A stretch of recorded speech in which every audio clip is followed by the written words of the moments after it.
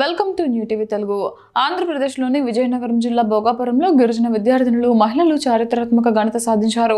సుమారు 13,000 మంది ఏకకాలంలో సాంప్రదాయ దింసా నృత్యం చేసి గిన్నిస్ వరల్డ్ రికార్డును నెలకొల్పారు. భోగాపురంలోని అల్లూరు సీతారామరాజు అంతర్జాతీయ విమానాశ్రయ ప్రాంగణం ఈ అద్భుత ప్రదర్శనకు వేదికగా నిలిచింది. ప్రధాని నరేంద్ర మోదీ భోగాపురం ఎయిర్పోర్టు ప్రారంభోత్సవానికి వచ్చేస్తున్న సంగతి తెలిసిందే. ఆయనకు 13,000 మందితో దింసా నృత్యం ప్రదర్శించడం ద్వారా స్వాగతం పలకనున్నారు. అందుకు సన్నాహకంగా ఇవాళ దింసా నృత్య ప్రదర్శన రిహార్సల్ చేపట్టారు. మన్యం ప్రాంత గిరిజన సంస్కృతి సంప్రదాయాలను ప్రపంచానికి చాటి చెప్పే లక్ష్యంతో ఆంధ్రప్రదేశ్ సంకీర్ణ ప్రభుత్వం ఈ భారీ కార్యక్రమాన్ని నిర్వహించింది.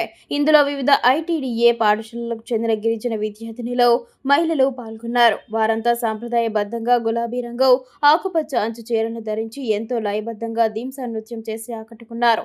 ఈ మహా ప్రదర్శనను గిన్నిస్ వరల్డ్ రికార్డ్స్ అధికారులు అక్కడే ఉండి పర్యవేక్షిస్తున్నారు. నిర్దేశిత ప్రమాణాలకు అనుగుణంగా ప్రదర్శన జరిగిందని నిర్ధారించుకున్న తర్వాత దీనిని అధికారికంగా ప్రపంచ రికార్డుగా ప్రకటించారు. ప్రభుత్వ పక్షాన గిరిజన సంక్షేమ శాఖ మంత్రి గుమ్మిడి సంధ్యారాణి గిన్నిస్ రికార్డు సర్టిఫికేట్ను అందుకున్నారు. ఈ సందర్భంగా మంత్రి సంధ్యారాణి కూడా గిరిజన మహిళలతో కలిసి నృత్యం చేయడం ప్రత్యేక ఆకర్షణగా నిలిచింది.